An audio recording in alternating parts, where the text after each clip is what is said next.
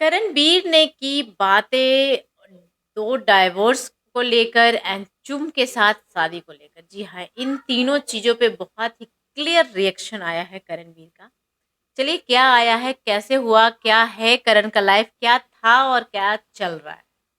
इन सारी बातों का चर्चा करूँगी मैं इस वीडियो में, बने रहिए टेली चर्चा 28 पे। जी हाँ, करण ने एक इंटरव्यू में खुलासे किए हैं।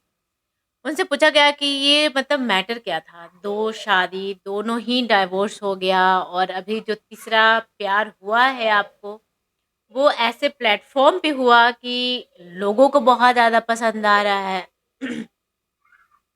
लोग पागल हैं उस हैशटैग के लिए, चूमवीर के लिए, उन्हें साथ देखने के लिए। तो आपका क्या कहना है?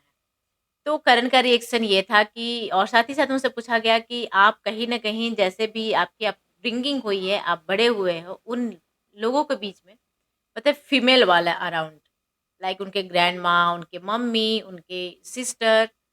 तो उस करण ने बोला जी हाँ, ये तो बिल्कुल सही है क्योंकि उन्होंने उनके पापा वो जब 10 इयर्स के थे, उनके पापा नहीं रहे थे, वो उनका डेथ हो गया था।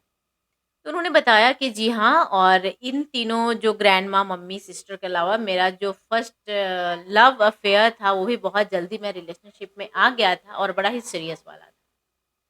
बचपन से हम दोनों साथ में थे, पढ़े, लिखे, काम किया और प्यार भी। शादी भी कर ली, पर हम शादी करने के बाद बड़े हुए। शादी करने के बाद हम मैच्योर हुए और फिर एक-दूसरे को जब समझे, तो हमारा एक-दूसरे के लिए जो नीड था ना, वो बड़ा ही अपोज़िट जा रहा था। I was liking something else. I was of need something else, and she was in same platform. She was need of something else. उसके फ्रेंड सर्कल अलग बन रहे थे, मेरे फ्रेंड सर्कल अलग बन रहे थे। मैं अपने दोस्तों के साथ ज़्यादा एन्जॉय कर रहा था, वो अपने दोस्तों के साथ ज़्यादा एन्जॉय कर रही थी। And end of the day ऐसा हुआ कि हमें एक-दूसरे के साथ उतनी इम्पोर्टेंस नहीं रखी। ऐसा मतलब हम तीसरे के साथ ज़्यादा खुश रहते थे, एक-दूसरे के साथ उतना खुश नहीं रहते। तो दैट्स द रीज़न बहुत ही मतलब क्लियर नोट पे एक जो होता है कि भाई कुछ वैसा डर्टी नहीं हुआ। On clear note we finalize कि we are not happy together. हमारी खुशी कहीं और है।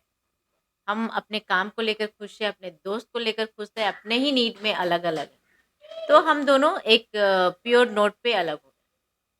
दूसरी शादी के लिए उन्होंने बताया कि सीरियल करते थे साथ में, सेट पे प्यार हो गया, बहुत जल्दी प्यार हो गया और बहुत जल्दी ना चाहते हुए भी शादी हो गई। ना चाहते हुए शादी मैं इसलिए बोल रही हूँ क्योंकि उन्होंने बताया कि उन दोनों कोविड में शादी किए थे। जी हाँ, जैसे कि आप लोग को पता है कि 2020 में कोविड आया था और करणवीर मेहरा का जो निधि सेठ सेकंड मैरिज था, वो 2021 में हुआ था। उन्होंने बताया कि हमें सेट पे प्यार हो गया और बहुत ही गंदा वाला प्यार हो गया, ऐसा कि हम एक-दूसरे के बिना रह नहीं सकते। बहुत ज़्यादा प्यार हो गया और फिर कोविड आने के बाद ऐसा हल्ला हो गया कि भाई हमारी तो अब गई, हम दोनों ऐसे ही रह जाएँगे, अब तो कुछ होगा नहीं, दुनिया खत्म होने वाला है। तो हम दोनों ने मिलके डिसाइड किया कि जितना जल्दी हो सके हम शादी कर लें। मतलब होता है ना कि जिएँगे तो साथ में, मरेंगे तो साथ में, ऐसी वाली कहानी हो गई थी, शादी कर लिया। और शादी करने के बाद फिर पता चला कि दुनिया तो खत्म होने वाला है ही नहीं, ये तो सब कुछ वैसा ही है और हम दोनों फँस गए यहाँ पे। और उसके बाद उन्होंने बताया कि उनके पास काम नहीं था, कुछ सिचुएशन थोड़ा उलट-फर हो गया क्योंकि बिकॉज़ ऑफ कोविड। कोविड में बहुत सारे रिश्ते बहुत स्ट्रॉन्ग बने हैं, बहुत सारे स्ट्रॉन्ग रिश्ते हैं जो टूटे हुए हैं।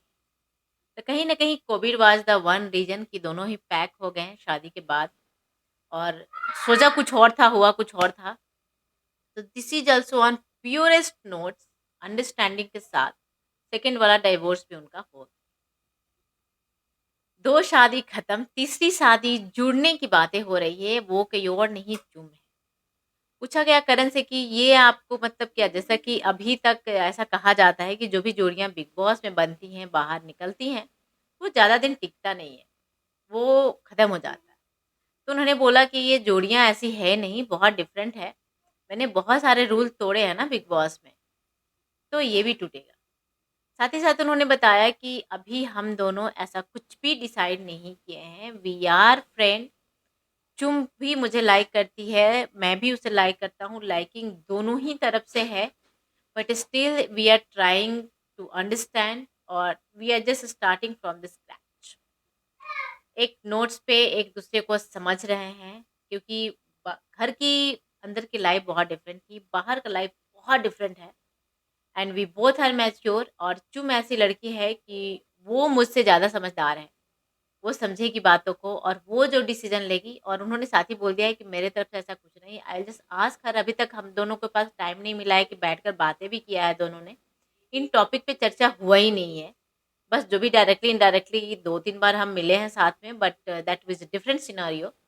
तो यस, उन्होंने बताया है कि दोनों ही बैठकर बातें करेंगे, एक पॉइंट पे समझेंगे और एक दूसरे को टाइम देंगे, लेट्स सी।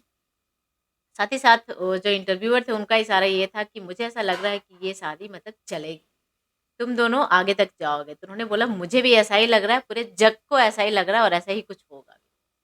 तो होप फॉर द बेस्ट। चलिए, आप लोग को क्या कहना है अपना राय कमेंट बॉक्स में ज़रूर बताइएगा। Thank you so much everyone. देखते हैं टेली चर्चा 28। मेरे चैनल को सब्सक्राइब कीजिए, वीडियो को लाइक कमेंट शेयर ज़रूर कीजिए।